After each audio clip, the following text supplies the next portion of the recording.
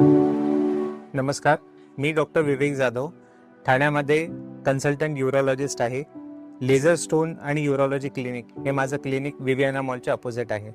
आज मी तुम्हा सगळ्यांना किडनी स्टोनबद्दल अवेअरनेसबद्दल काही गोष्टी सांगू इच्छितो. किडनी स्टोन्स बेसिकली का त्रास देतात?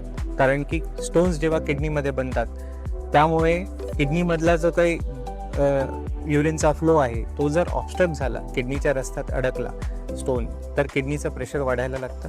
त्याच्याचमुळे किडनीवर प्रेशर किंवा दबाव क्रिएट होऊन किडनीचं प्रेशर वाढून पेन सुरुवात होते आणि त्याच्याचमुळे काही सेकंडरी गोष्टी तयार होतात किडनीमध्ये. जसं प्रेशर जर वाढत गेलं तर किडनीचं फंक्शन कमी होऊ शकते. किडनीचं फंक्शन जर कमी झालं, किडनी हळूहळू काम करायला कमी लागते. किडनीचा जर रस्ता जर ब्लॉक्ड असला बऱ्याच वेळा करता, तर किडनीचा ब्लॉक रस्ता असा असल्यामुळे किडनीमध्ये इन्फेक्शन होण्याचे चान्सेस असतात. सो या काही गोष्टी आहेत ज्याच्यामुळे किडनी स्टोन्सचं महत्त्व जास्त आहे. आता हे किडनी स्टोन्स का तयार होतात? किडनी स्टोन्स तयार होतात सर्वप्रथम कमी पाणी पिल्याने. आपलं पाण्याचं इंटेक साधारणतः 2.5 ते 3 लिटर असणं गरजेचं आहे. जर आपण CKD पेशंट्स नाही आहोत तर आपलं पाण्याचं इंटेक तेवढं ठेवणं गरजेचं आहे, सो दॅट आपलं सगळं युरिनमध्ये जे काही मिनरल्स आहेत ते फ्लश झालेले पाहिजे, सो दॅट आपल्याला स्टोन्स पुन्हा पुन्हा होणार नाही. दुसरी गोष्ट, डायबिटीजमुळे सुद्धा एक कॉम्प्लेक्स मेकॅनिझममुळे इन्फेक्शन्स होऊन सुद्धा किडनीमध्ये स्टोन्स तयार होतात.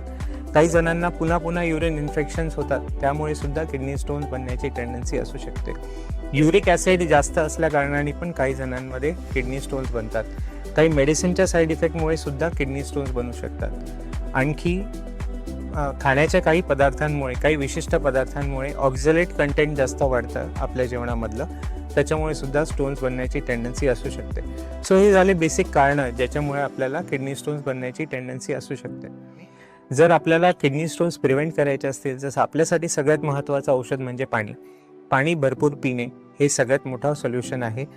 सो हे सगळे ट्रीटमेंट मोडॅलिटीज आणि प्रिव्हेन्शनबद्दल मी बोललो आहे, जे किडनी स्टोन्सच्या ट्रीटमेंटसाठी आणि प्रिव्हेन्शनसाठी तुम्हाला मदत करणार. थँक्यू.